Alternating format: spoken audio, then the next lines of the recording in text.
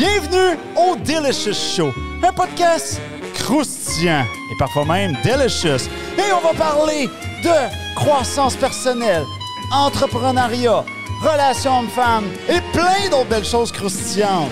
Et bien sûr, parfois on vous réserve des invités hors du commun parce que ce soir, on reçoit la superbe Laurence Lévesque, métaphysicienne et entrepreneur. Yes! Bienvenue! Ben, merci beaucoup. Welcome aboard. Cheers! Merci beaucoup. Alors... Ben, merci énormément pour l'invitation, en premier lieu. Ben, ça fait plaisir. Je pense que je trouvais que tu sortais du lot. Non? Je suis curieuse de t'entendre pourquoi. Ben, ça m'a accroché tout le sujet de la métaphysique. Alors justement, ce soir, on va s'enligner sur 3 sujets. On a Des sujets super intéressants. comment être magnétique. Hein? On a aussi la pyramide de la réalité. Hein? C'est intéressant, ça. Et bien sûr, la métaphysique. Bien sûr. Tu te sens... tu veux commencer par quoi? Tabarnouche. Ben évidemment, c'est sûr que je commencerais par setter un petit peu les bases. Je pense que de parler de métaphysique, ça serait bon. Mm-hmm. C'est quoi la métaphysique? Ça mange quoi en hiver? Ben c'est ça, c'est une très bonne question. On me pose souvent la question. D'ailleurs, je suis curieuse de voir, toi, est-ce que tu avais déjà entendu le mot métaphysique auparavant ou... Non? Je pense pas, non. Non? Fait que j'ai été la première qui t'a Ouais. initié au terme. Métaphysique, des fois, c'est un gros mot qui semble peut-être un petit peu plus compliqué qu'il l'est. C'est une branche de la philosophie, en fait. Moi, je fais mes études en philosophie à l'université. Et la métaphysique, c'est une branche de la philo. René Descartes, qui est un philosophe assez populaire, disait que la métaphysique, c'est comme les racines un peu de tout. Tu as comme l'arbre de la connaissance qu'il appelait, et tu as les racines que c'est la métaphysique.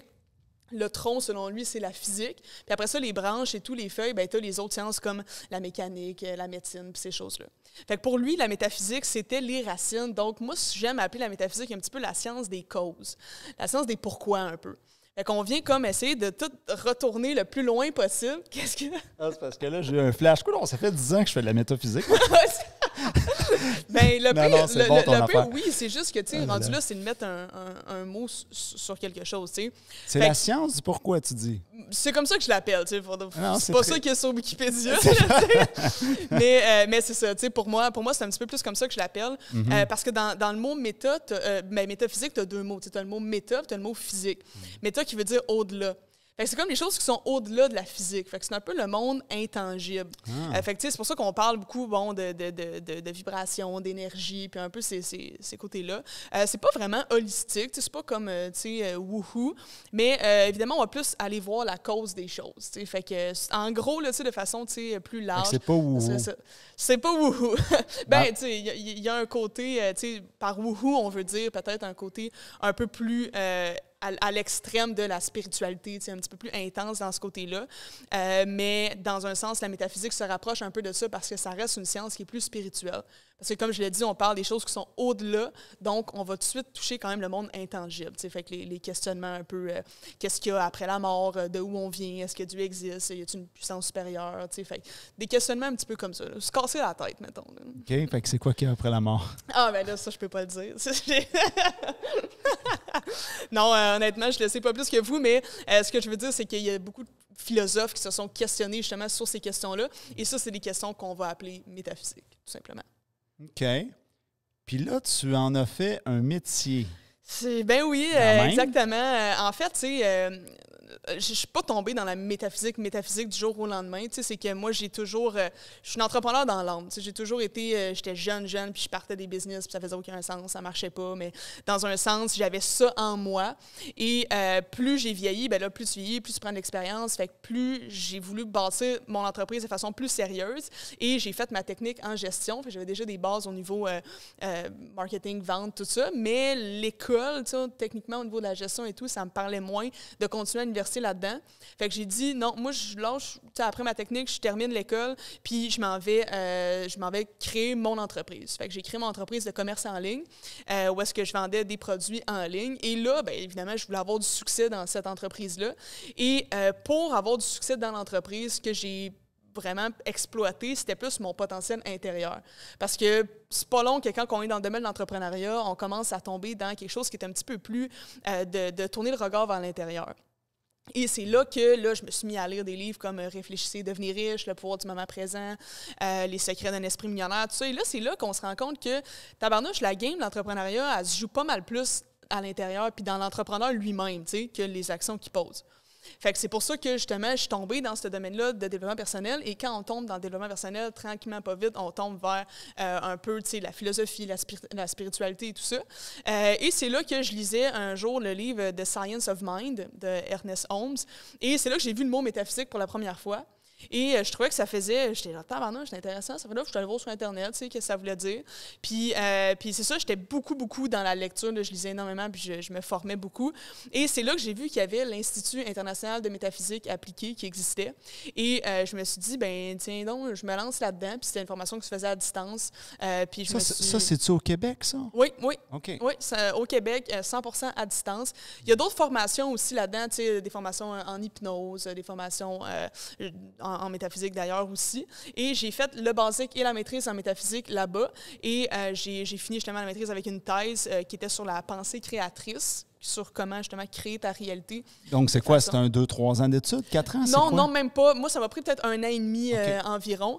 Et question de pousser vraiment davantage, ben là, je suis rentrée à l'université en philosophie. Fait que oui, je fais de la métaphysique à l'université, mais c'est plus dans le domaine de la philosophie en général.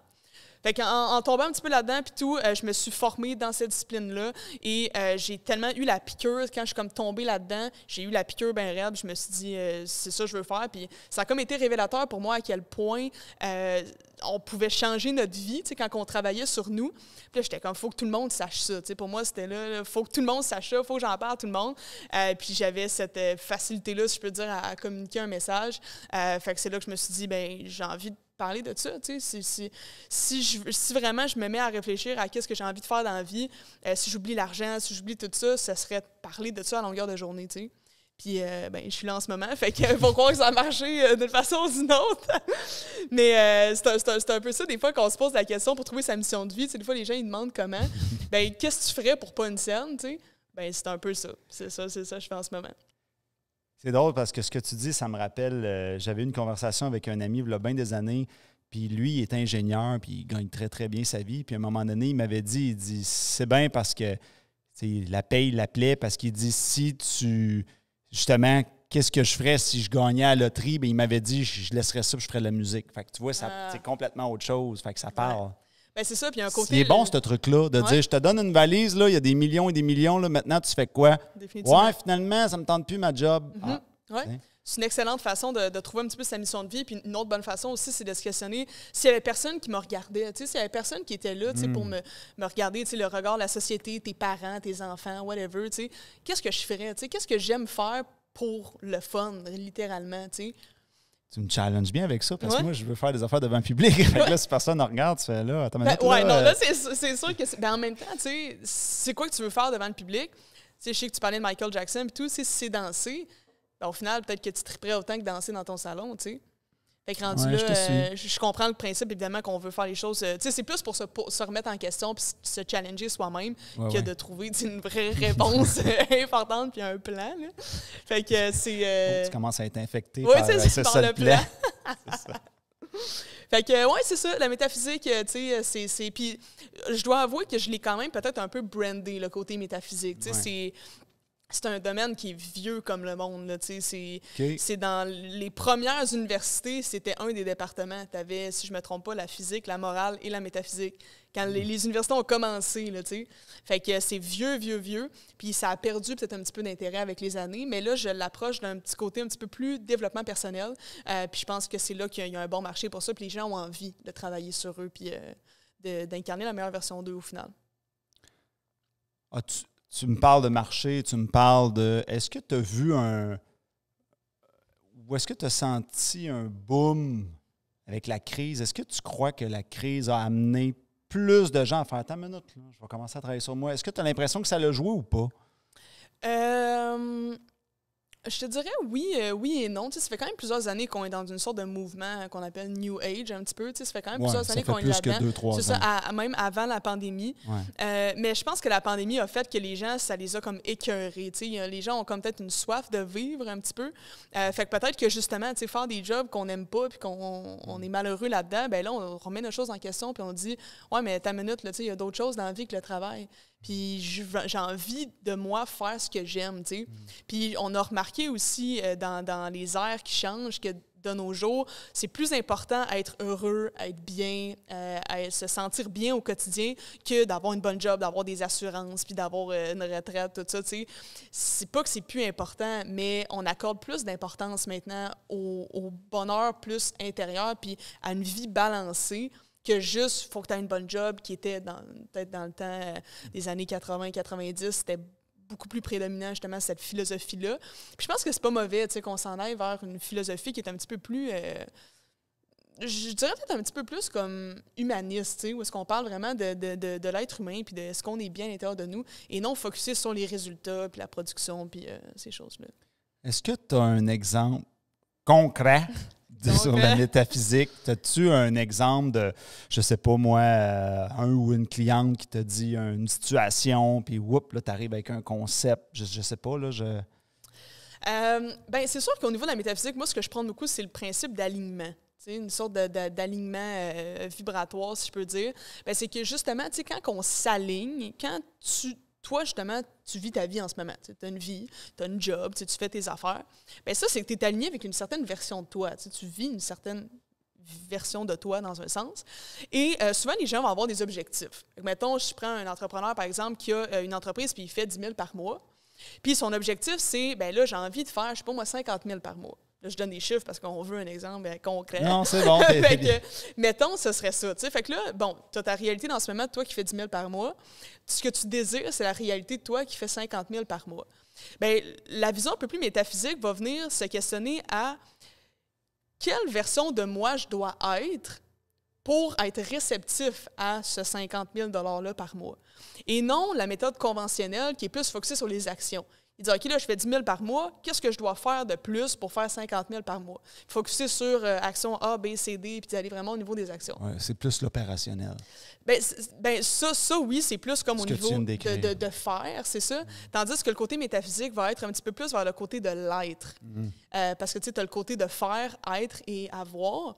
Et le côté de l'être, c'est ça qui est beaucoup plus puissant, justement, au niveau métaphysique. Parce que quand on s'aligne intérieurement, c'est là qu'il y a un certain changement qui se fait. Tu sais, on parle de loi de l'attraction, on parle de ces choses-là. Donc, quand on s'aligne, c'est là qu'il y a un mouvement qui se crée. Des fois, on ne sait même pas comment ça se crée. C'est des lois de l'univers, si on peut dire. Puis on voit des changements dans notre réalité. Et je te dirais que tu as un conseil concret métaphysique, ce serait ça. Ce serait si tu désires quelque chose, pose-toi pas la question de qu'est-ce que tu dois faire pour te rendre là. Pose-toi la question de qui tu dois être pour être réceptif à cette réalité-là, au final. Ça fait du sens? Oui, ça fait du sens. J'ai des flashs pendant que tu parles. OK. Puis c'est quoi ton histoire de pyramide? La pyramide, en fait, justement, ça se relie exactement à ce qu'on vient de parler au niveau du principe d'alignement. C'est que, bon, moi, ce que je dis souvent, c'est que la réalité est créée par 4 grands paliers, qui sont, premièrement, l'identité. Deuxièmement, les croyances. Les croyances, c'est les pensées. Troisièmement, les émotions. Et finalement, les actions. Fait que souvent, les gens vont commencer par les actions. Souvent, mettons, exemple, OK, tu veux perdre du poids. Bien, pour perdre du poids, la majorité des gens, leur premier réflexe, ça va être quoi? Ça va être là, j'arrête de manger de la scrap. Je m'en vais au gym, je fais ci, je fais ça. C'est pas que c'est mauvais, au contraire, mais c'est vraiment la méthode conventionnelle qu'on s'est fait enseigner. Tandis qu'une méthode inversée, ce que je prône, ce qui va être une méthode justement d'inverser le processus, va être de commencer par l'identité pour ensuite découler des actions.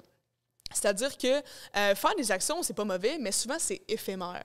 Je donne tout le temps un exemple par rapport à la perte de poids. Mon grand-père, mettons, lui, il voulait perdre du poids, puis il y avait des bulles, puis un moment donné, il se mettait à... pendant 2 semaines de temps, il mangeait juste de la soupe. Matin, midi, soir. Il mangeait juste de la soupe. Puis là, il perdait 20 livres, c'est sûr, à manger juste de la soupe matin, midi, soir. Puis là, en perdant 20 livres, il était super content, yes. Puis là, après ça, il se remet à manger comme avant. Et c'est pas long que 2 semaines plus tard, il a repris son 20 livres, tu sais. Pourquoi? Parce que quand on change des actions, souvent, ça va faire un changement qui va être éphémère.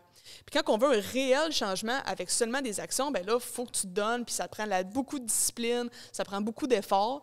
Tandis que quand il y a un changement qui se fait au niveau de l'identité, bien, ce qu'on va vouloir venir changer, c'est plus le monde intérieur. Fait que si je prends encore l'exemple de la perte de poids, bien là, on va vraiment vouloir venir travailler au niveau de tout. C'est quoi le schéma de pensée de la personne? Exemple, tu pèses 300 livres, tu vas en peser 150. Bien, la version de moi qui pèse 150 livres, comment elle pense? Comment elle se sent? Comment elle agit? Comment elle est, cette personne-là? Fait que c'est un travail qui est plus intérieur. OK, je vais te challenger un peu, là. Je t'écoute.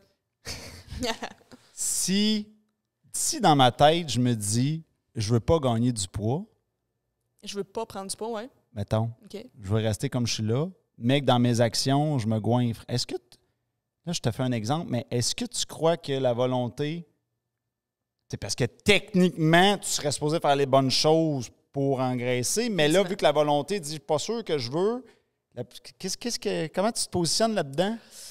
Bien, c'est sûr que, tu sais... Qu'est-ce qui va arriver, tu crois? Bien, c'est sûr que là, on parle d'un côté, tu sais, on parle d'un côté d'identité, c'est bon, mais moi, je pense que tout va ensemble, tu sais. C'est sûr que là, si tu dis, tu sais, je veux pas prendre de poids, puis que là, tu fais juste manger du McDo 15 fois semaine, c'est sûr que ça va être tough. Pourquoi? Parce que ça va être extrêmement difficile d'avoir la vraie foi, puis le croire pour de vrai, que tu prendras pas de poids en mangeant du McDo 15 fois semaine. Ça va être extrêmement difficile que ton intérieur matche l'extérieur. Tu sais, ça va être difficile. C'est pour ça qu'il faut vraiment avoir ce côté-là d'alignement. Puis moi, ce que je veux dire par commencer par l'identité, c'est que ce qui est intéressant après, c'est que les actions en découlent. Fait que si, mettons, je pèse 300 livres, puis je me réveille le matin, puis j'essaie d'incarner la version de moi qui en pèse 150, qui est en santé, qui est en forme, qui mange bien. Puis moi, je suis cette version-là de moi, mais à l'intérieur. Mon corps, il est pareil, tu sais. Une fois que le changement se fait à l'intérieur, il y a plein de choses qui changent dans notre réalité. Puis ça, c'est... Pourquoi je dis ça en ce moment, c'est que je l'ai expérimenté pour de vrai. C'est ce que j'expérimente avec mes clients à chaque jour. C'est qu'une fois que le changement intérieur se fait, le reste découle. C'est-à-dire que oui, ton identité crée ta réalité, tes croyances créent ta réalité, tes émotions créent ta réalité, ainsi que tes actions. Mais ce qui est intéressant, c'est que ton identité va créer tes croyances vont créer tes émotions vont créer tes actions. Fait qu'il y a toute une chaîne logique qui se fait comme ça, du fait que tes actions, ils n'arrivent pas de nulle part dans la vie. Tu sais, quand tu décides d'aller te chercher du McDo un jeudi soir parce que tu es écœuré, mettons, tu es fatigué, cette action-là, elle ne vient pas de nulle part. Elle est motivée par des émotions qui est peut-être que tu es écœuré de la vie, puis tu dis, je mérite bien ça. Puis il y a une croyance qui a bâti ça, qui est peut-être que tu es écœuré de ta job, puis telle personne t'a dit telle affaire à job, fait que tu te sens comme un monde qui n'a rien, puis ci, puis ça. Puis là, tout ça part de tout un monde intérieur, chaîne logique intérieure qui fait que, ben là, tu fais ça comme action. Ça découle. Puis c'est pour ça qu'en changeant la cause, ça c'est une vision peut-être un petit peu plus métaphysique, qui est qu'en changeant la cause au niveau de l'identité, bien là, tout le reste change, tout le reste modifie. Évidemment, tu sais, c'est à prendre avec un grain de sel. C'est pas parce que tu te réveilles et tu te dis, parfait, je pèse 150 livres, que demain matin, tu vas peser ça, tu sais. Mais une chose est sûre, c'est que si tu fais un changement intérieur, l'extérieur va suivre techniquement. C'est une question de temps. C'est drôle qu'on parle de poids parce que... Pourquoi je parle de ça? Parce que c'est pas un message que je te lance. Non, je t'ai questionné là-dessus, mais pour vrai, ça m'intrigue vraiment ta vision là-dessus parce que pour être franc avec toi, je suis un petit peu là-dedans en ce moment. Je suis comme... c'est la première fois de ma vie que je vis ça parce que, tu sais, moi, avant, j'avais le poids que j'avais, je me trouvais bien beau de même, puis il n'avait pas de problème. Puis là j'ai maigri dans les 2 dernières années. Là, j'ai commencé à me faire dire par les gens, ça va-tu? J'ai même un de mes bons chums, il dit, t'as-tu le cancer? Puis tu me le dis pas. Tu sais, tu vois le topo. Là, ouais. Là, il y a un problème, Houston. Là. Okay. Puis là, je me disais, je pourrais peut-être faire quelque chose pour, regrossir. Ouais. Mais on dirait qu'il y a une partie de moi qui veut pas. Okay. Là, je suis comme, je veux-tu pas? Puis on dirait ça me tente pas de faire les efforts parce que faudrait que je change mes habitudes, que je mange plus de protéines, etc., que je fasse quelque chose. Puis là, je suis comme, mais en même temps, je veux garder ce poids-là. Parce que je t'ai parlé tantôt de Michael Jackson, ce serait parfait, j'ai le même shape que lui. Ouais. Fait que là, je suis comme un peu là-dedans. Puis, fait que c'est pour ça que j'étais curieux de t'entendre là-dessus, mais c'est sûr que, tu sais, ça prend ton intention primaire, tu sais, il faut que ça vienne de toi. C'est comme n'importe quel objectif. C'est pour ça, si tu veux utiliser ces concepts-là un peu métaphysiques, tu sais, pour travailler sur toi puis pour atteindre ton objectif, faut qu'à la base, ton objectif, il te parle, tu sais. Puis souvent, c'est une question que je vais poser quand les gens vont avoir un objectif, ça va être, est-ce que ton objectif, il vient de l'âme ou est-ce qu'il vient de l'ego, tu sais? Ça, c'est une bonne question à se poser parce que souvent, des fois, ça va venir de l'ego. Puis là, c'est que beaucoup, on veut plaire aux autres, on veut se sentir supérieur, on veut se faire remarquer, on a peur de se faire abandonner, on a peur de manquer d'argent, on a peur de plein de choses. Fait qu'on va vouloir des objectifs qui, au final, vont être motivés par l'ego. C'est pas que c'est l'horreur puis l'enfer quand ton objectif est motivé par l'ego, c'est juste que souvent, ça va être éphémère. Souvent, tu vas travailler sur ton objectif, tu vas être comme... Au final, pourquoi je veux ça? Là, ça me parle même pas tant, cet objectif-là. C'était un trip sur le coup, puis ça serait hâte d'avoir ça, mais finalement, ça me parle pas tant. Mais quand c'est un objectif qui vient vraiment, vraiment de ton moi comme plus profond, si je peux dire, bien là, tu vas avoir la motivation de continuer, même quand ça va être plus difficile. Oui. Je pense que tu l'as bien nommé là, pour ça. J'ai pas encore l'appel assez fort pour dire bon, là, je m'occupe de ça, là, je vais reprendre des livres. C'est vraiment important pour toi, tu sais? Pas encore assez, non. C'est intéressant comment tu l'as décortiqué. Parce que aussi, tu sais, est-ce que c'est vraiment important pour toi? Ça, c'est une super bonne question à se poser parce que, tu sais, on parle de perte de poids et tout ça. Tu sais, souvent, il y en a qui vont dire, tu sais, mettons, je veux perdre du poids, puis là, finalement, tu sais, j'ai triché en fin de semaine, ci, ça. Puis, c'est tough, tu sais. Puis... Mais au final, c'est parce que tu le veux pas vraiment, tu sais. C'est pas assez important pour toi. Puis ça, c'est un no-brainer pour moi. Si tu le fais pas, c'est parce que c'est pas assez important pour toi. Si, pour une raison X, je te dis, si tu fais pas telle action ou tu t'injectes pas telle affaire, ça prend 30 minutes à chaque jour, tu crèves, tu vas le faire. Crois-moi que tu vas trouver le temps dans ta journée pour le faire. C'est clair. Sûr, à 1 million de %. Pourquoi? Parce que ça, c'est important pour toi en tabarouette, sinon tu crèves. Mais... La perte de poids ou, tu sais, peu importe ton objectif, tu veux apprendre le piano, whatever, j'ai pas le temps, tu vois, encore pas le temps. Mais c'est que c'est tout le temps des excuses comme ça qui font juste prouver puis montrer que c'est pas assez important pour toi. Puis il n'y a rien de mal à ce que ce soit pas assez important pour toi, mais comprends-le que c'est pas assez important pour toi. Parce que si ça l'était, crois-moi que tu trouverais le temps puis tu trouverais la motivation de le faire, c'est clair. Tu crois-tu qu'il y a un nombre de... On parle de choses importantes qui mènent à des actions. Tu penses-tu qu'il y a un nombre total qu'on peut gérer? Tu sais, je vais essayer d'être plus clair dans ma question. Bonne idée. Mais tu crois-tu, mettons, là, on va rester dans... Ça peut être le poids, ça peut être d'autres choses, mais mettons quelqu'un qui dit « je veux gagner » ou « je veux perdre du poids », ça demande quand même un certain investissement mental, etc. Mais ça, c'est... On va appeler ça, mettons, un projet. Ouais. Mais tu penses-tu que, tu dirais-tu, mettons, bon, ben là, sur une échelle d'un an, 2, 3, c'est assez. Tu comprends-tu ce que je veux dire? Je comprends 100% ce que tu veux dire. Qu'est-ce que tu en penses de ça? Moi, je pense vraiment... Une chose est sûre, c'est un chiffre pour toi ou pas? Ou... Ben, c'est parce que notre attention est extrêmement limitée. Ouais. Tu sais, ça, c'est un concept qu'on est obligé de comprendre. Puis même, mettons, moi qui a plein de projets, qui a envie de faire... Tu sais, mettons, toi aussi, tu ressembles... Tu as l'air d'être comme ça. Tu sais, plein de projets, envie de faire plein de choses. Ouais. Si tu as 1 million de projets, ben tu vas amener les 1 million de projets à un petit peu, tu vas y faire prendre un petit step, tu sais. Puis si tu veux avoir vraiment du succès dans la vie, à mon avis, à moi, dans une discipline, il faut que tu t'y dédies pour vrai. Puis je pense pas que tu peux te dédier à plusieurs disciplines en même temps. Non, c'est ça. Ben honnêtement, je te dirais même 2, je sais pas jusqu'à quel point. Bon, est-ce que tu as tes objectifs, mettons, physiques, tu veux prendre la masse, tu veux perdre du poids, tu veux t'entraîner, puis en même temps, tu bâtis ta business, est-ce que tu peux faire les 2? Oui, tu sais, c'est pas genre soit un ou l'autre.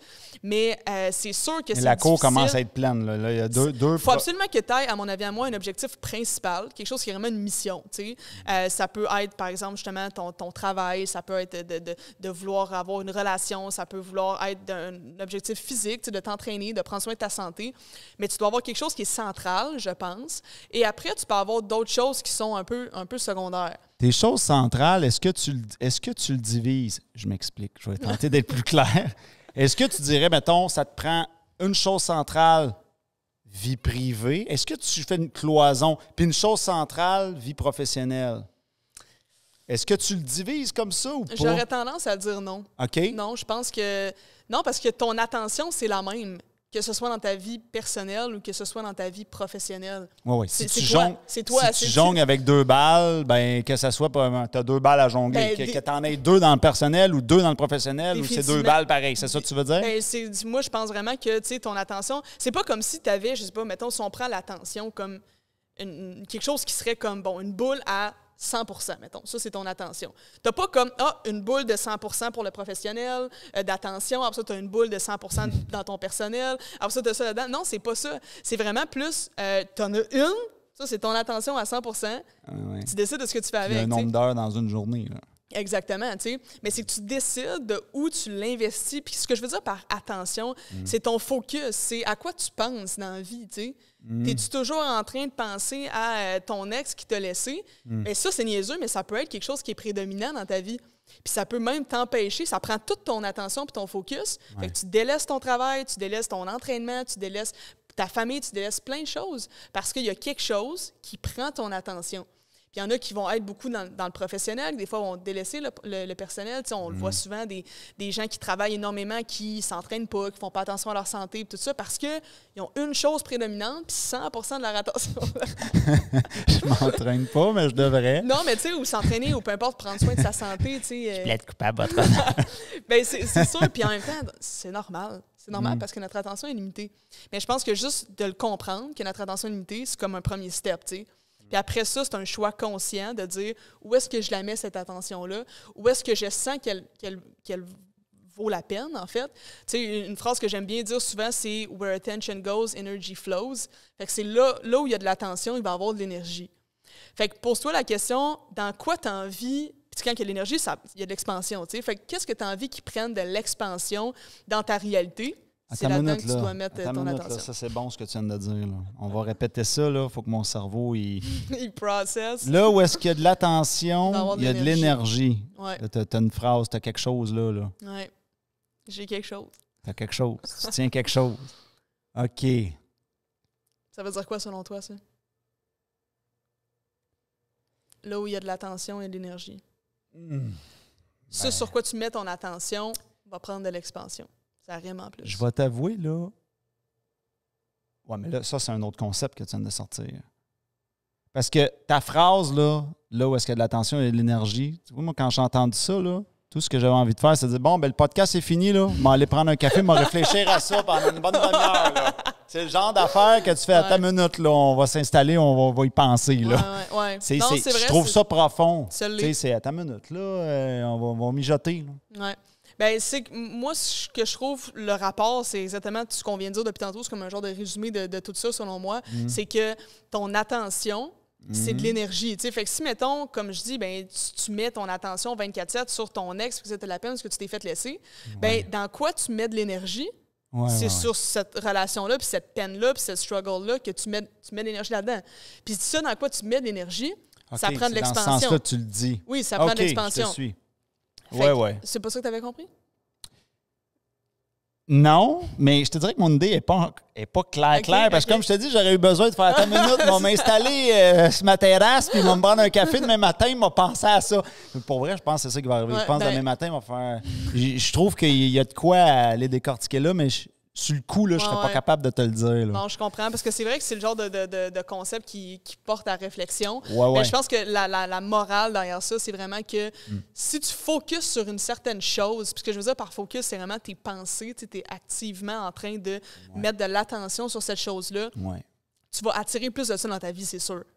C'est sûr à 100%. Si je me mets pour une raison heureuse, mettons, je suis jamais allée au gym de toute ma vie, puis je me mets à penser au gym, à penser à l'entraînement, à penser à ça, penser à ci, je te jure qu'un jour ou l'autre, je vais attirer des gens qui vont au gym, je vais passer devant un gym, je vais faire ça. Il va y avoir des choses qui vont s'amener dans ma réalité parce que, justement, je mets mon attention là-dessus, je mets mon focus là-dessus, il y a de l'énergie qui bouge là-dedans. Puis dans ta vision des choses, est-ce que le fait que ces choses-là vont se présenter à toi, est-ce que tu attribues ça à la loi de l'attraction? Est-ce que tu attribues ça au fonctionnement du cerveau qui trie les informations qui n'ont pas rapport? Tu le décortiques comment?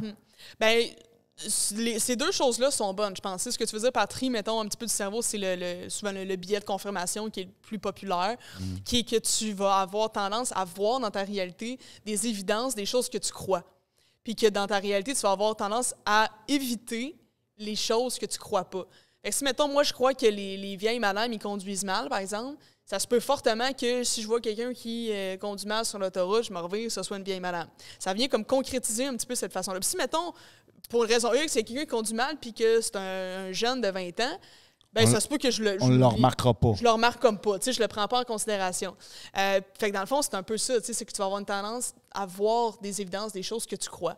Fait que c'est pour ça, justement, que ce qui est bon avec le biais de confirmation, c'est que c'est une approche qui est un peu plus scientifique, si je peux dire. Tu sais, le biais de confirmation, on en a plein des biais, tu sais. Fait que c'est des tendances, des façons que notre cerveau voit les choses. Et ça, c'est bon pour ça. On peut le comprendre de cette façon-là. Mais là, si on veut step up the game un petit peu, un côté plus métaphysique, ben là, c'est là qu'on va parler de loi de l'attraction. On va parler de loi de la correspondance. Fait que dans le fond, ce que ça veut dire au final, ça, c'est que le semblable attire le semblable. Fait que ce que tu es en ce moment, toi, tu vas attirer dans ta réalité une réalité qui correspond à ce que tu es et à ce que tu vibres.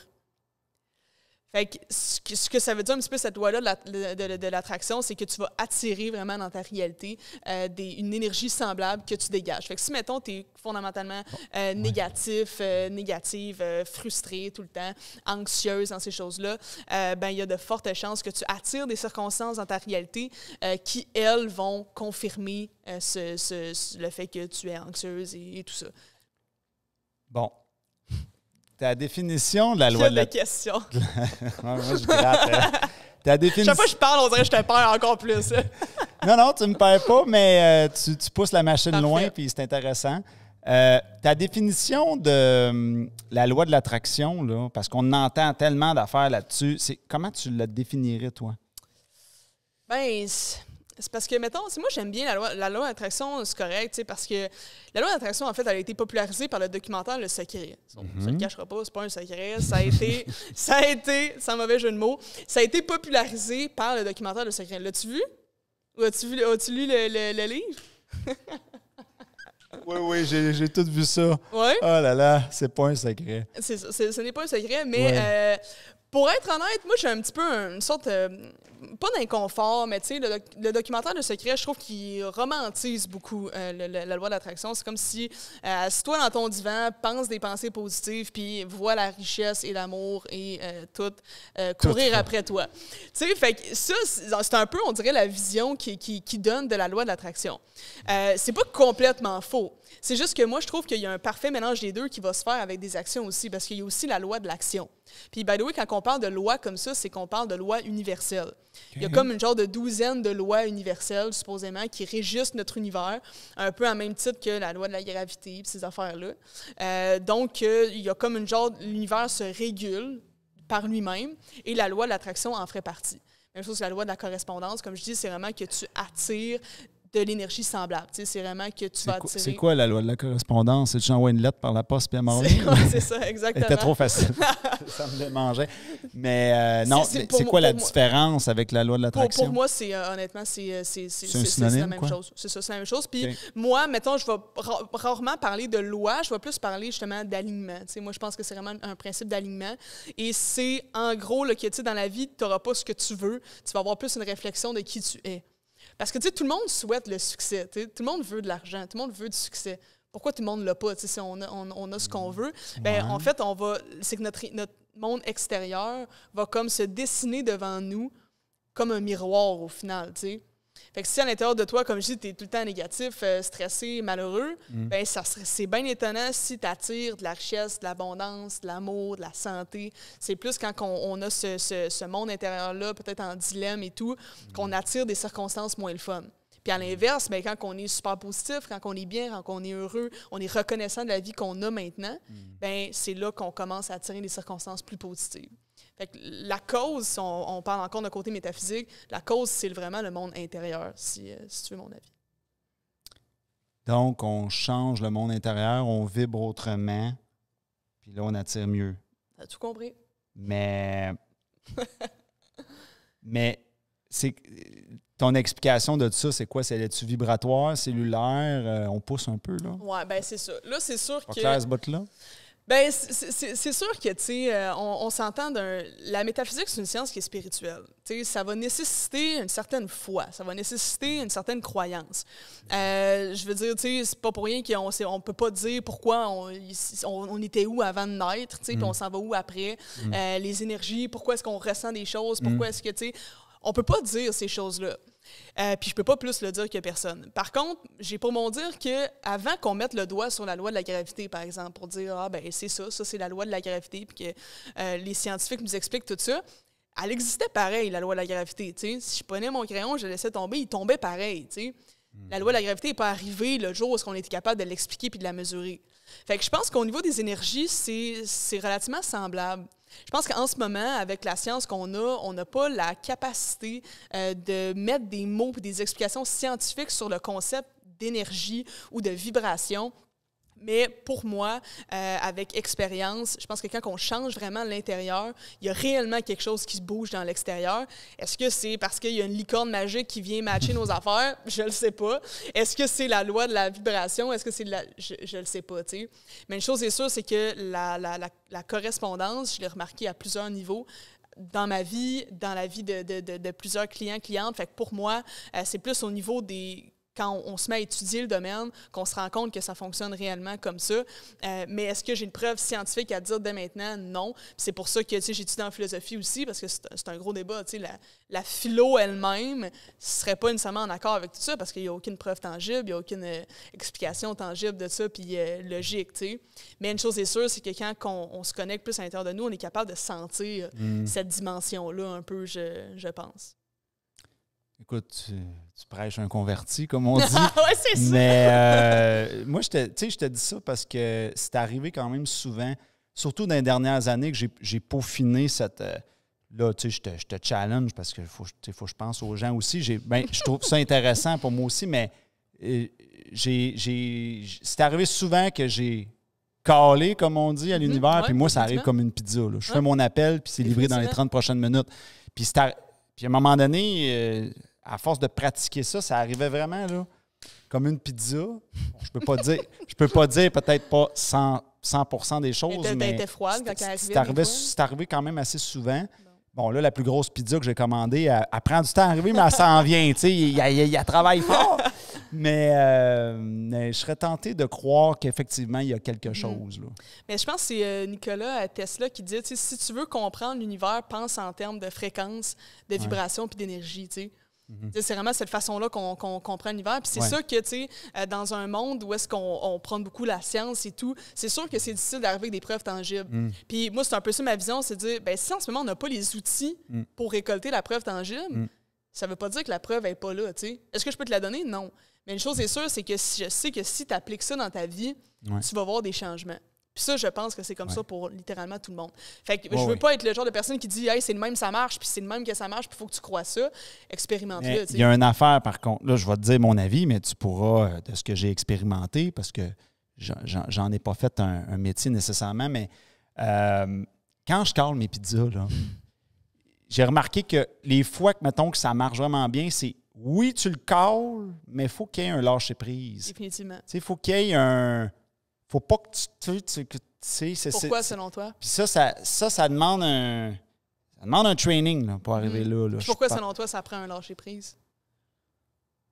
Ça, c'est une bonne question. Peut-être pour créer l'espace pour que la vie puisse te l'envoyer? Ben, si tu veux mon avis sur cette question-là, c'est que justement, c'est le principe d'alignement que je te parle. T'sais. La vie, c'est un miroir. Fait que si en ce moment, tu demandes ta pizza, puis que tu es en état de manque, puis tu te dis, j'ai tellement hâte qu'elle arrive, je suis donc malheureux tant qu'elle n'est pas là, puis c'est ce que tu vibres, aucune chance que la vie te présente ce que tu veux, tu sais. Pour pouvoir avoir ce que tu veux, tu dois dès maintenant te sentir comme si tu avais déjà cette chose-là. Puis souvent, quand on veut une certaine chose, ben comment on se sentirait si on l'avait? Ben ce serait, je me sentirais bien, je me sentirais reconnaissant, je me sentirais juste en paix, tu sais, je me sentirais juste bien. Fait que dans un sens, c'est que si tu veux ça, ça revient à la question que je posais tantôt, c'est qui tu dois être pour avoir cette chose-là?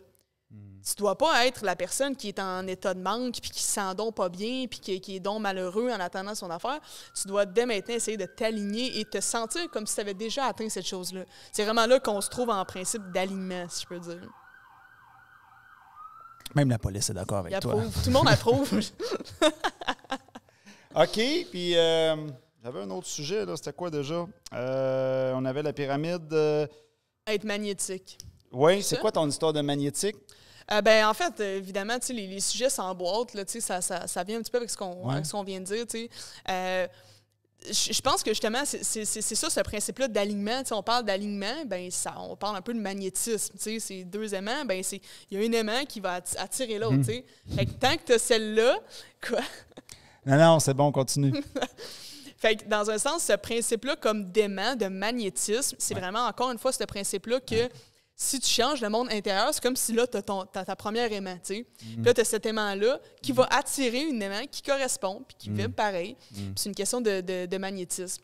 Fait que vraiment, c'est de se questionner, encore une fois, sur c'est qui la version de moi qui correspond à cette chose-là que j'ai envie de manifester, tu sais. Non, mais je ris parce que je suis 100% d'accord avec toi parce que dans les dernières années, j'ai un peu changé le magnétisme intérieur, comme je te dis. Puis là, tu sais, des fois, je me plaignais, des fois que tu l'es pas trop fort aux téléspectateurs, mais des fois, je me plaignais, tu sais, des fois, tu sais, que, bon, voyons, il y a bien du monde, des fois, qui dorment au gaz, puis tout ça. Puis là, tu sais, je disais, j'aimerais ça être entouré un peu plus de monde machine, tu sais, efficace. Puis là, j'en ai plein la gueule avec mon podcast. J'attire plein de coachs, des machines, tout en est une. C'est un compliment en passant quand je dis machine.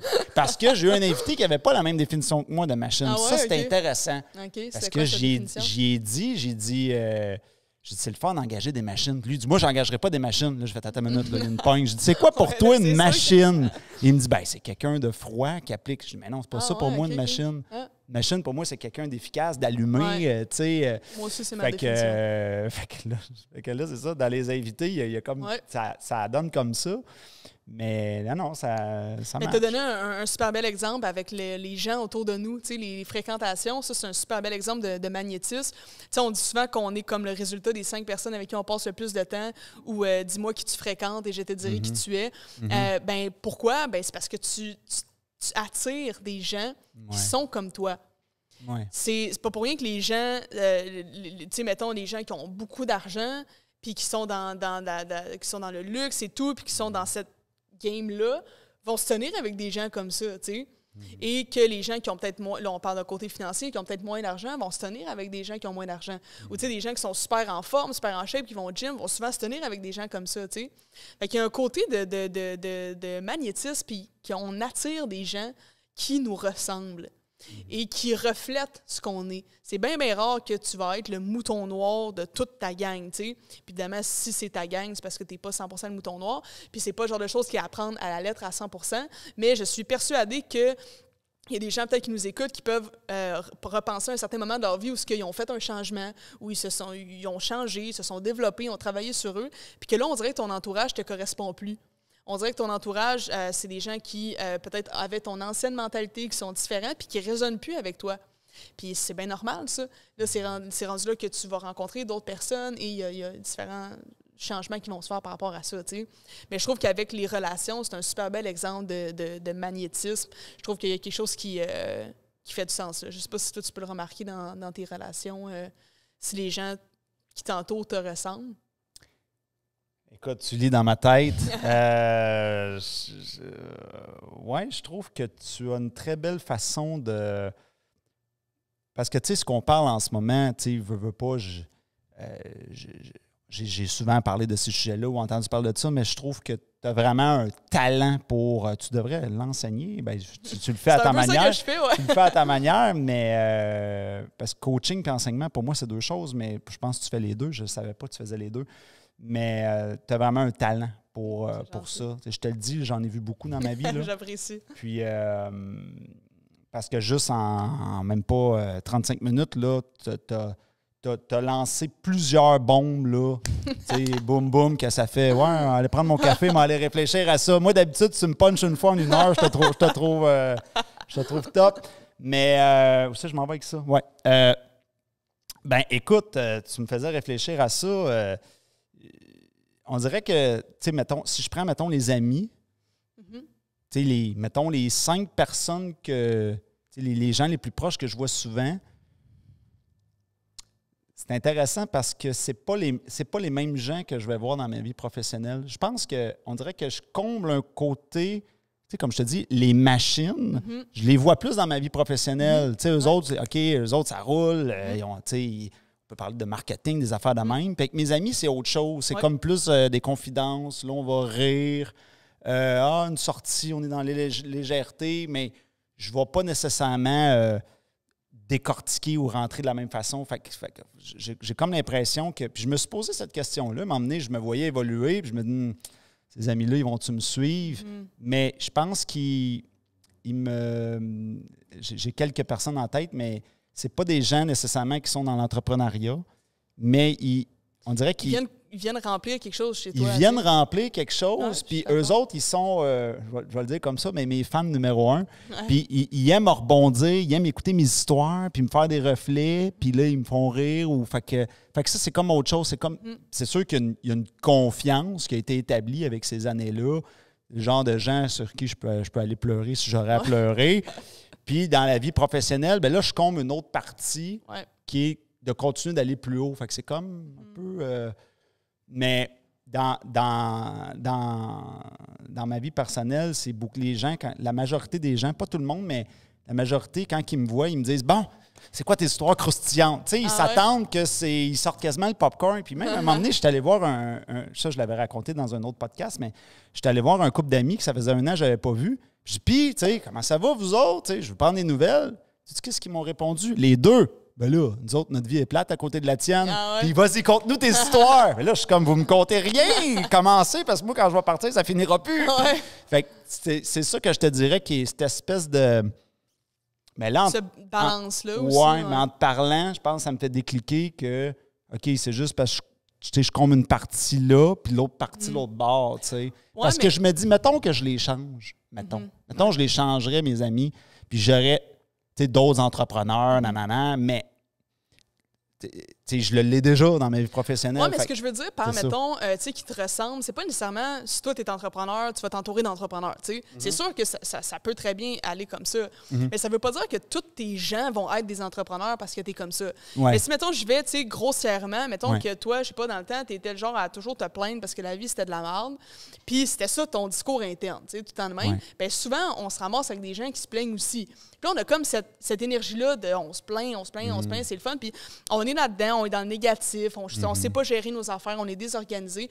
Puis il y en a qui peuvent être entrepreneurs, il y en a qui peuvent être chirurgiens, il y en a qui peuvent être n'importe quoi, mais il y a comme ce côté-là qui vous rassemble. Puis là, si toi, tu décides de faire une introspection, tu travailles sur toi, puis tu te développes, puis là, tu changes ton discours interne, puis là, tu deviens super, dans la reconnaissance, motivé, organisé, tout ça, ça se peut très bien que ces personnes avec qui tu étais, il y a un mismatch au niveau du discours, au niveau de l'énergie, au niveau de votre niveau de vibration, ça ne matche plus, tu sais. Ça ne veut pas dire que ces personnes-là, comme je te dis, sont entrepreneurs comme toi ou sont ci, sont ça, mais il y a quelque chose qui ne matche plus. Et ça, je l'ai remarqué aussi, mais il y a des gens aussi... Ça, tu dis qu'on va le sentir. Ah oui, définitivement. Puis si tu le sens pas, c'est parfait. Ça veut dire que ces personnes, ils matchent encore avec toi d'une façon ou d'une autre. Bon, est-ce qu'ils vont matcher à ce que tu les vois à chaque jour de ta vie? Peut-être pas. Tu sais, moi, il y a de mes amis que, tu sais, mettons, quand j'étais plus jeune, tu sais, moi, je suis quelqu'un qui est super extraverti, tu sais, j'aime ça avoir du fun, tout ça. J'ai des amis qui avaient ce fun-là aussi. Puis je dis pas que ces personnes-là, tu sais, me représentent plus zéro, mais j'ai évolué dans un côté plus intellectuel, plus de développement personnel, plus d'entrepreneuriat, plus sérieux, si je peux dire. Mais j'ai encore des amis que je vais voir une fois par 2 mois, puis que ça va être super le fun, un souper à rire, à niaiser, à dire de la grosse merde. Puis moi, ça va faire bien mon affaire une soirée une fois par 2-3 mois, tu sais. Puis ces personnes-là, je les aime, puis ils viennent m'apporter quelque chose à ce moment-là, tu sais. Mais ce que je veux dire par l'entourage qui change, c'est des personnes qui ont une place peut-être plus importante dans ta vie. Ça bouge. Puis quand tu bouges, ton entourage bouge, ça, c'est une forme de loi de l'attraction au final, tu sais, parce que tu attires des personnes différentes, tu attires des circonstances différentes, tu attires des situations financières différentes, tu sais, c'est comme toute forme d'énergie, encore une fois. Je me rappelle un ami que j'avais au secondaire, puis on était pas mal tout le temps ensemble, puis là, je l'ai revu dernièrement, puis on a jasé un bon 3 heures, ça faisait longtemps qu'on ne s'était pas vu. C'était correct. C'était parfait là, mais s'il m'avait dit on se revoit la semaine prochaine, je pense qu'on va laisser passer 1 an ou 2. Là. Je sentais que j'avais. OK, comme tu l'as dit, là, c'est plus comme dans le temps. Là. Exact. C'est que là, dans le temps, il y avait plein d'affaires qui résonnaient. Puis là, on n'est plus dans la même planète. Oui, puis ça s'explique un petit peu. C'est ça avec les niveaux de vibration. Ouais. Je ne sais pas si tu connais l'échelle des niveaux de conscience de Dr. David Hawkins. C'est une échelle, en fait, de 0 à 1000 qui parle des bas niveaux de vibration, les moyens puis les hauts. Ah ça, oui, c'est comme... déjà quelqu'un qui m'a montré ça. C'est comme, mettons, dans les bas, là, tu vas avoir, la honte, la colère, la peur, le manque. Dans les moyens, tu vas avoir, l'optimisme, tu vas avoir l'acceptation, ces choses-là. Dans les hauts niveaux de vibration, là, tu vas avoir la gratitude, la reconnaissance, l'illumination, l'amour, l'humour. Tu vas avoir ça vraiment comme dans les plus hauts. Fait que tu as comme cette échelle-là, comme ça. Ouais. Et souvent, on a tous un niveau de vibration prédominant. On a tous comme un niveau dans lequel on est la majorité du temps. C'est sûr que si tu m'annonces que mon père est décédé tantôt, ça se peut très bien que je tombe dans le deuil puis la tristesse intense qui est un bas niveau de vibration. Puis si tu m'annonces que je gagne à la loterie, ça se peut que je tombe dans la reconnaissance extrême. Fait il y a une fluctuation au niveau des niveaux de vibration, mais on a quand même tous un niveau de vibration prédominant dans lequel on est la majorité du temps. Puis il y en a que la majorité du temps, ils vont être, par exemple, mettons, dans la fierté, la supériorité. Les gens qui sont beaucoup dans l'ego, qui vont avoir ce côté-là de vouloir se sentir un petit peu au-dessus des autres. Il y en a qui vont être dans les plus bas, qui vont être beaucoup dans le manque, la peur de déplaire, puis de vouloir justement ne pas manquer de rien, puis la peur de manquer d'argent, puis ça. C'est comme ton niveau un petit peu prédominant. Puis il y en a qui vont être dans les hauts niveaux de vibration, la gratitude, la reconnaissance. Il y en a qui vont être dans l'optimisme. Fait qu'on a tous notre niveau de vibration, puis techniquement, une sorte de but commun qu'on a sur la Terre, c'est tous de s'élever sur cette échelle-là. On a tous des buts comme plus personnels, mais on a tous ce but-là commun qui est de s'élever. Fait que si toi, tu travailles sur toi, tu l'as dit aussi que tu as fait un cheminement avec les années et tout, ben peut-être que quand tu as commencé, exemple, tu étais plus dans l'ego, mettons, la fierté. Puis là, en travaillant sur toi, en avançant, en prenant la maturité, là, tu montes plus, je sais pas moi, vers l'optimisme, l'humour, l'amour, ces choses-là, les choses un petit peu plus deep, un peu plus dans les hauts niveaux de vibration. Bien, quand tu t'élèves comme ça se peut très bien qu'il y en a de ton entourage qui restent pognés dans le côté de l'ego. Puis toi, en montant dans ces niveaux de vibration-là plus élevés, t'es comme, mais pourquoi c'est plus relevant pour moi de venir parler de ça avec toi, puis de sentir que tu veux toujours être au-dessus des autres, de sentir comme ça. L'énergie, tu commences à la sentir, tu commences à la comprendre. Ouais. C'est là que, tranquillement, pas vite, la personne ta voix, tu dis, oh, c'était un peu différent, on dirait, cette fois-ci. Puis là, une autre fois, oh, encore un petit peu. Ah, un autre, puis là, mané, c'est que les fois, ça se passe, puis c'est là que ton entourage change, c'est là que toutes les choses autour de toi changent, puis dans un sens, tant mieux. Cette personne-là, elle était là dans ta vie à un certain moment, puis elle avait quelque chose à t'apprendre, puis elle t'a apporté tout ce qu'elle t'a apporté au final, comme ton ami du secondaire. Oui. Oui, j'étais comme, bon, mais t'es bien fin, mais c'est ça, on a fait le tour. Oui, c'est normal. Mais c'est ça. Normal. Oui, ça change. Ça change avec le temps. Moi, je l'ai vu, là, juste quand j'avais 30 ans versus maintenant, là, j'en ai 40. Monde, je ne suis plus la même personne, mais tu sais... Tu peux sentir l'évolution qu'il y a eu, j'ose espérer, vers le haut. Ben, je pense que oui, mais tu sais, tu le vois, là, tu sais, à l'âge que tu as, mais imagine que tu fais ça encore pendant... jusqu'à mon âge. Tantôt, toi, tu vas voler dans les airs, tu es déjà en feu, là. Oui, c'est ça. Tantôt, tu vas voler, là, en tout cas. Mais moi, à ton âge, j'étais pas allumé autant que toi, là. J'étais pas aussi avancé que ça. Puis, j'étais dans d'autres choses. Chaque âge, c'est... Définitivement. Puis chaque âme, si je peux dire... Je parle comme un petit vieux déjà, hein, tabarnouche, hein? Oui, quand j'étais jeune! Mais je vais te questionner sur... on en a parlé un petit peu hors caméra, mais je suis curieux qu'on en reparle. Je sais qu'on a parlé dans les autres podcasts, mais là, tu as des analyses intéressantes. Syndrome de l'imposteur, qu'est-ce que tu as à dire là-dessus? Pour des entrepreneurs, mettons, peut-être? Oui, OK. Oui, bien, je sais pas, mettons, dans quelles circonstances tu parles du syndrome de l'imposteur? Bien, je trouve que c'est quelque chose qui est... C'est une pandémie, cette affaire-là. Écoute, le monde, c'est fou, là. C'est incroyable, là. Le nombre de... Moi, je le frappe souvent, ce frein-là. Ce que je veux dire, c'est... Je vais te donner un exemple, là, mais mettons, un ami veut... Hey, moi, j'essaierais de dire ça à ton podcast. Hein. Mais pourquoi tu viens pas? Ah, ben là... Puis là, les blocages sortent. Tu sais, ben là, je suis qui, moi, pour être devant une caméra? Fait que, tu sais, je te donne un exemple, mais j'en frappe des murs comme ça souvent. Je vois les blocages des gens. Tu vois ces limitations chez les gens. Ah, c'est... Puis ça me demande tout le temps de la compréhension puis tout ça, parce que moi, je suis tellement pas là-dedans. Puis comme je l'avais dit à un autre podcast, moi, je le vis, mais à l'envers. Mais je suis curieux de t'entendre, justement. Mais tu as l'air de faire une séparation. Tu dis chez les entrepreneurs versus quoi? Oui, non, c'est parce que ce que je veux dire par entrepreneur, c'était peut-être plus le côté, mettons, coach, parce qu'évidemment, moi, je suis coach en métaphysique.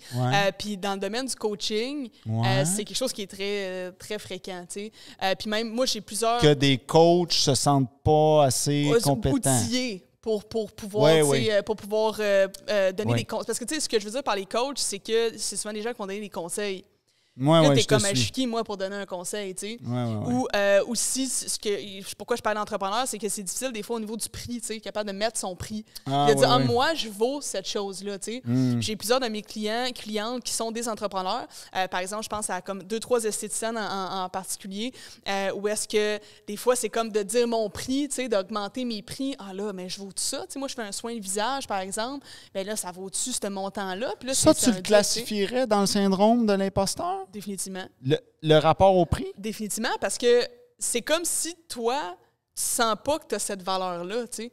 Tu es un imposteur parce que, tu sais, si tu... Mettons que, je sais pas, exemple, un esthéticienne a un soin de visage, normalement, c'est 100$. Puis toi, tu le charges 20$. Hey, t'es-tu à l'aise en tabarnouche? Aucun stress, tu sais. Tu sens que tu vas donner un service, en père, tu sens bien. Là, au lieu d'être 100$, tu le vends 300$. Là, Là, on dirait que je sais pas si je suis à la hauteur, tu sais. C'est un petit peu ça, le syndrome de l'imposteur, à mon avis, à moi. Puis, il y a, encore une fois, on parlait de l'être, puis on parlait de la méthode inversée dans mon livre à moi, plus métaphysique, qui est au niveau de commencer par l'être, puis méthode plus conventionnelle, qui est de commencer au niveau des actions.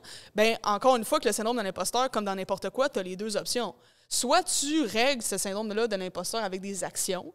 Fait que si tu es un coach, ben, il va te former, tu sais. Va faire une formation, tu fais une formation, puis là, tu vas chercher un diplôme. Bien là, tabarnouche, ça te donne de la crédibilité, tu sais. Si moi, je suis là devant toi, puis j'ai fait aucune étude dans rien, peut-être que ça se peut que je me sente plus ou moins outillée pour le faire. Ça ne veut pas dire non plus que je ne me sentirais pas outillée, mais de dire, ben moi, j'ai mon doctorat en philosophie, ça se peut que tu m'écoutes plus. Encore une fois, c'est niaiseux, c'est tout des biais. C'est comme le syndrome du sarrau blanc. T'sais. Quand tu vois quelqu'un qui a un docteur qui te dit quelque chose, tu as tendance à le croire. Ben, c'est un petit peu ça. Fait que, dans un sens, tu peux aller faire des actions, te former, te développer, être avec des gens qui sont bons, tout ça. Fait que là, tu vas prendre de l'assurance au niveau des actions, mais c'est pas nécessaire. Tu n'as pas besoin d'un diplôme pour ne pas avoir le syndrome de l'imposteur. Mais dans un sens, je pense que la première chose à faire, c'est de commencer par l'être. C'est un dilemme intérieur qui se passe. Ça se passe tout dans c'est quoi ma valeur à moi? Qu'est-ce que je vaux? Parce qu'encore une fois, comme je t'ai dit, l'affaire du soin de visage, si tu le vends 20$, tu es à l'aise au bout, il n'y a pas de stress. T'sais. Mais dans un sens, là, si tu te mets à charger plus cher ou si tu te mets à donner des conseils puis tout, des fois, on peut se sentir plus ou moins outillé. Mais je pense que ça vient toujours dans qu'est-ce que je vaux moi. T'sais. Puis pourquoi c'est plus difficile avec les coachs, je pense, et tout ça, c'est que ce que tu vends, c'est littéralement toi, tu sais.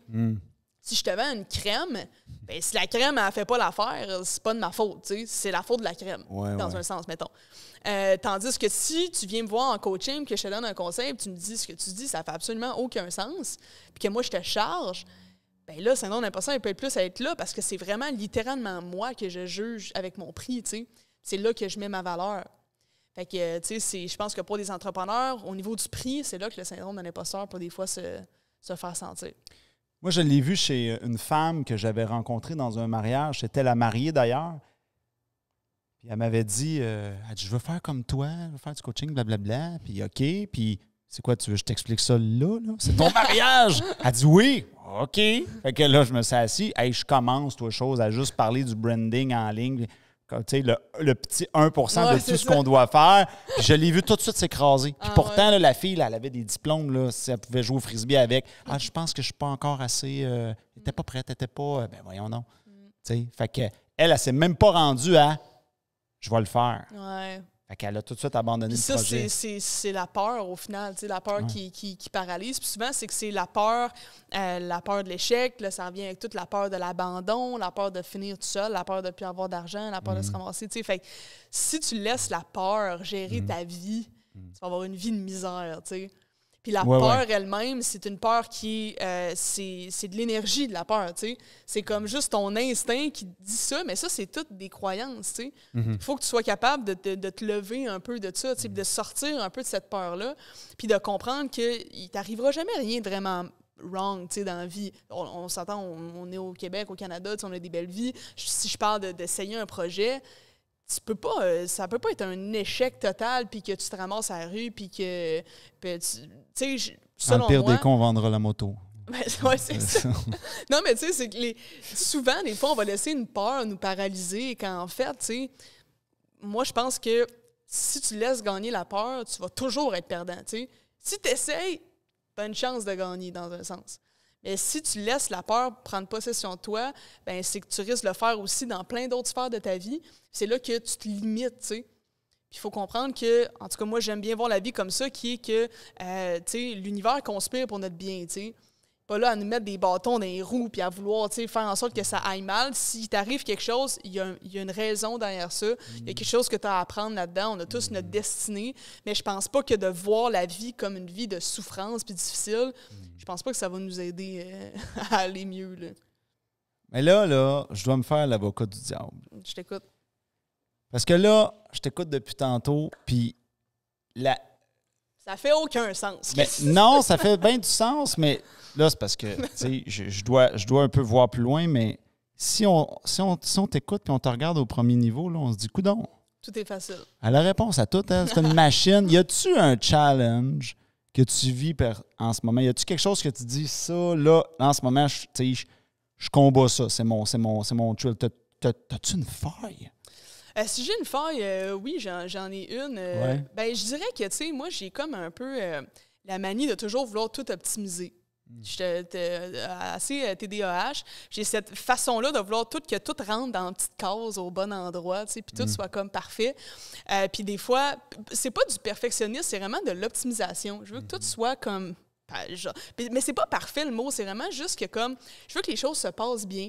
Puis j'ai tendance à vouloir tout organiser, tout penser. Puis des fois, c'est que ça fait que je vais faire de l'overthinking des fois un peu. Mais ça, je suis vraiment moins pire là-dessus parce que j'ai appris à dealer un petit peu plus avec ça. Mais tu sais, j'en ai parlé dans mon dernier podcast. Puis j'ai fait, il y a quelques mois, une crise urticaire aiguë qui a été assez challengeante pour moi, honnêtement. Ça a été assez tough. Puis de gérer ça, tu sais, d'être comme limité par mon corps, si je peux dire. Puis j'ai un petit peu associé ça, tu sais, peut-être au stress, peut-être à la pression que je me mets, peut-être un peu de tout ça. Donc, j'ai ce défi-là aussi, tu sais, puis je suis quelqu'un qui a beaucoup d'ambition, qui veut beaucoup, puis tu sais, qui a beaucoup de projets, des visualisations et tout. Puis je me dis des fois... Pourquoi, tu sais? Pourquoi je veux autant? Oui, pourquoi? C'est comme si des fois, je me demande ça vient de où ce désir-là, tu sais? Tu sais, des fois, on parle du gros char, de la grosse maison, d'avoir un empire du coaching, d'aider le plus de monde possible, d'avoir une grosse plateforme, tout ça. Puis là, c'est comme... Qu'est-ce qui me pousse à ça? Oui, tu sais, qu'est-ce que je vais aller chercher là-dedans? En ce moment, je suis bien. Puis là, je me dis, c'est un challenge, ça aussi, tu sais. Puis je veux pas que les gens ils pensent, mettons, que quand, mettons, je donne des conseils et tout, moi, je suis comme parfaite, tu sais. Puis moi, il m'arrive jamais rien, puis tout est 100% parfait. C'est pas ça, mais je vis les mêmes challenges que tout le monde. Mais c'est que moi, quand je suis tombée avec la métaphysique puis tout, ça a été comme révélateur pour moi, puis j'ai trouvé des outils là-dedans. Puis pour moi, c'est des outils que j'applique encore en ce moment dans les moments tough. Puis c'est pour ça que j'ai eu envie de partager ces outils-là au monde. Fait que ça veut pas dire que si moi, je pèse 300 livres, que tu me demandes comment perdre du poids, puis que je te dis, ben c'est un déficit calorique, ça veut pas dire que c'est pas vrai ce que je te dis, tu sais. De toute évidence, je le mets pas en application, mais ça reste que ça veut pas dire que c'est pas vrai, tu sais. Fait que si moi... Ça, c'est vrai, ça. Fait que dans un sens, si moi, j'ai fait, mettons, je suis rendu au point B, puis que toi, tu es au point A, puis que tu me demandes comment faire du point A au point B, je peux parfaitement t'aider. Mais ça se peut que je suis en train de struggle pour aller au point C, moi, là. Mais tu sais, fait que dans un sens, c'est plus de dire... Ma vie n'est pas parfaite, tu sais, ta vie n'est pas parfaite, il n'y a pas de vie parfaite là-dedans, mais dans un sens, pas parce qu'il y a un conseil que j'ai eu un jour, peut-être de quelqu'un d'autre, que j'ai appris, que j'ai essayé, que j'ai fait ça, peut pas aider les autres. Ça veut pas dire que moi, j'ai réponse à tout, puis que tout fait donc du sens dans ma vie tout le temps. Mais une chose est sûre, c'est que moi, ce que peut-être la majorité des gens n'ont pas envie de faire, moi, je me casse la tête à étudier ces affaires-là. Puis j'aime ça. Je suis faite de même, j'aime ça. C'est pas pour rien que j'étudie là-dedans. J'aime ça. Fait que moi, en me cassant la tête là-dedans, puis en étudiant, en analysant, c'est quelque chose qui me parle, bien après ça, je peux faire ce travail-là pour aller le vulgariser, puis l'expliquer aux autres par après. Puis ça veut pas dire que, tu sais, je le comprenais d'un coup, puis ça veut pas dire que je le comprends non plus. J'explique mes réflexions, j'explique mon analyse. Puis après ça, ça fait du sens pour toi, le chapeau de fait, mais là, tu sais. Puis je pense que ça peut faire du sens pour beaucoup de personnes parce que le développement personnel, ça a changé ma vie, tu sais, littéralement. Fait que je me dis, ça a le potentiel d'au moins changer une autre vie. En quoi ça a changé ta vie? Ça a changé ma vie parce que c'est comme si... Ben, en fait, le livre qui a vraiment changé ma vie, moi, c'est Le pouvoir du moment présent. Je sais pas si tu l'as lu. Oui, exact. Ça a été un livre que j'ai lu quand j'étais plus jeune, puis ça m'a vraiment ouvert les yeux sur plein de choses. Dans le temps, justement, je faisais beaucoup d'overthinking, puis j'ai compris la différence entre le penseur et l'observateur, puis vraiment plus observer et voir la vie sous un œil un petit peu différent, tu sais. Puis on dirait que j'étais beaucoup dans le domaine, tu sais, entrepreneuriat, je voulais atteindre des objectifs, je voulais faire ci, je voulais faire ça, je voulais avoir de l'argent, tout ça. Puis là, j'étais comme, comment je fais, tu sais, comment je fais? Puis quand j'ai compris justement ce côté-là d'alignement, ce côté-là, tu sais, de juste être bien maintenant, ça va faire en sorte que tu vas pouvoir attirer plus dans ta réalité. Ce concept-là, que tu n'auras pas ce que tu veux, tu vas avoir une réflexion de qui tu es à l'intérieur de toi, ça a littéralement changé ma vie. À ce moment-là, parce que je me suis rendu compte qu'avoir du succès, c'était pas si compliqué que ça. C'est vraiment une réflexion de qui tu es, tout simplement. Fait que ça se passe à l'intérieur.